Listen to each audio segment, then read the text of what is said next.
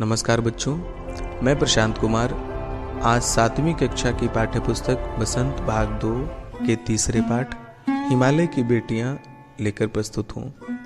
बच्चों, इस पाठ के लेखक नागार्जुन हैं। नागार्जुन का असली नाम वैद्यनाथ मिश्र था।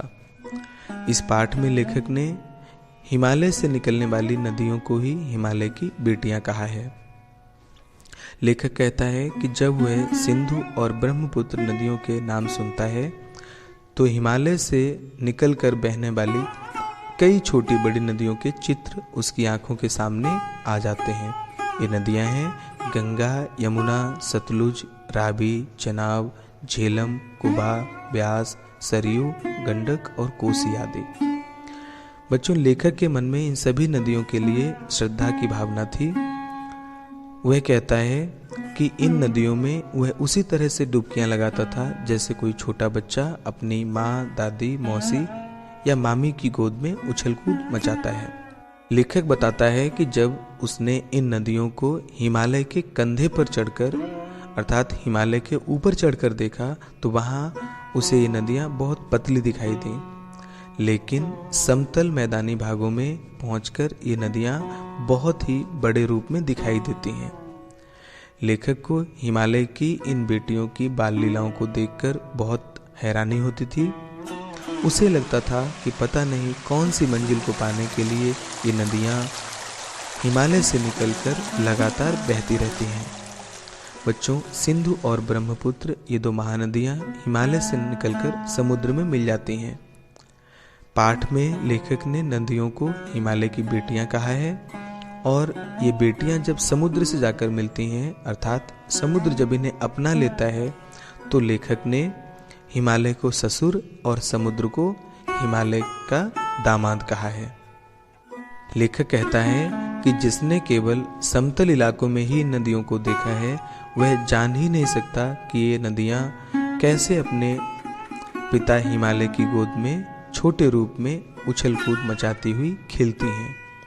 बच्चों, इस पाठ में लेखक ने संस्कृत के महान कवि और नाटककार कालिदास के मेघदूत नामक नाटक की भी एक घटना का उल्लेख किया है, जिसमें एक यक्ष बादलों के माध्यम से अपना संदेश अपनी पत्नी के पास भेजता है और कहता है कि बेतवा नदी को पार करते समय तुम उससे बात करते जाना।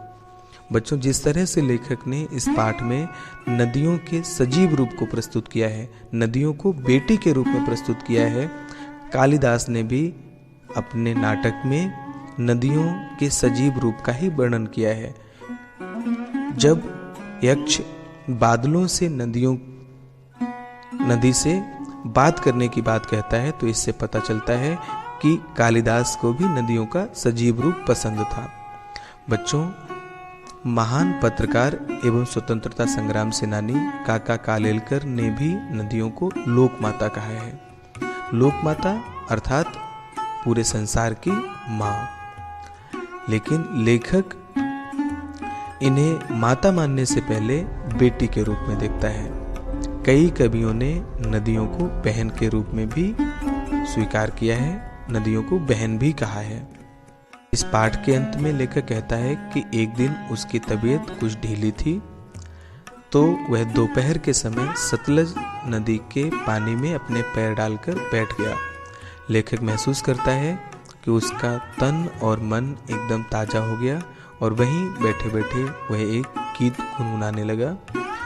इस गीत में सतलज नदी की महिमा का वर्णन किया गया है। जय हो सतलज बहन तुम्हारी, लीला अचरज बहन तुम्हारी, हुआ मुदित मन हटा खुमारी, जाऊं मैं तुम पर बलिहारी। इसमें सतलज नदी को बहन के रूप में स्वीकार किया गया है। लेखक कहता है कि तुम्हारी लीला आश्चर्यजनक है, हैरान करने वाली है। हुआ मुदित मन हटा खुमारी, मन मेरा प्रसन्न हो गया। खुमारी बच्चों नशा या आलस्य, मन प्रसन्न हो गया, आलस हट गया, मैं तुम पर न्यौछावर होता हूँ। तुम बेटी ये बाप हिमालय, तुम हिमालय की बेटी हो। चिंतित पर चुपचाप हिमालय, हिमालय चिंतित है लेकिन चुपचाप है। प्रकृति नटी के चित्रित पट पर अनुपम अद्भुत छाप हिमालय। प्रकृति रूपी नटी अर्थात किसी नाटक में प्रतिभाग करने वाली एक स्त्री के चित्रित पट पर, उस रंगमंच पर अनुपम अद्भुत छाप हिमालय अनुपम है, अद्वितीय है, जिसकी कोई तुलना नहीं की जा सकती। जय हो सतलज बहन तुम्हारी, सतलज बहन तुम्हारी जय हो। तो इस तरह से नदियों के महत्व को बताता हुआ पाठ समाप्त होता है।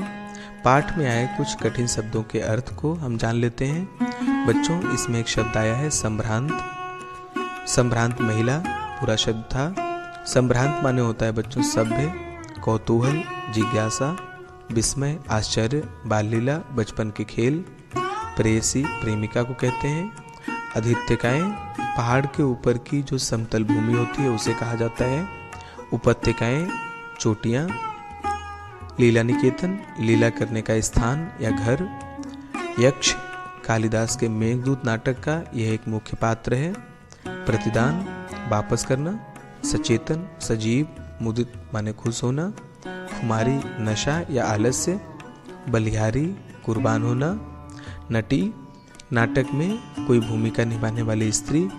अनुपम जिसकी कोई उपमा ना हो, अर्थात जिसके जैसा कोई दूसरा ना हो। बच्चों, इस पाठ का उद्देश्य भी हम समझ लेते हैं। इस पाठ के माध्यम से लेखक ने हमें हिमालय और उससे निकलने वाली नदियों के द्वारा प्रकृति की सुंदरता को महसूस कराने का प्रयास किया है। बच्चों, ये पाठ हमें सीख देता है कि हम नदियों की सुंदरता को बनाए रखने का प्रयास करें, नदियों के स्वच्छ जल को गंदा न करें और न किसी को गंदा करने दें, क्योंकि हम सब जानते हैं आज जल प्रदूषण एक बहुत बड़ी समस्या बन गया है। बच्चों, इस पाठ के माध्यम से हमें यह भी सीख लेनी है कि किसी भी प्रकार का प्रदूषण करने से हम बचें। जितना कम प्रदूषण होगा, ग्लोबल वार्मिंग का खतरा उतना ही कम होगा। हम सब जानते हैं कि अगर ग्लोबल वार्मिंग बढ़ेगी तो हिमालय की बर्फ और भी ज़्यादा पिघलेगी और हमारे सामने जल का संकट खड़ा हो जाएगा। बच्चों, आशा करता हूँ कि ये पाठ आपको समझ में आया होगा। ध्यान से सुनने और समझने के लिए धन्यवाद।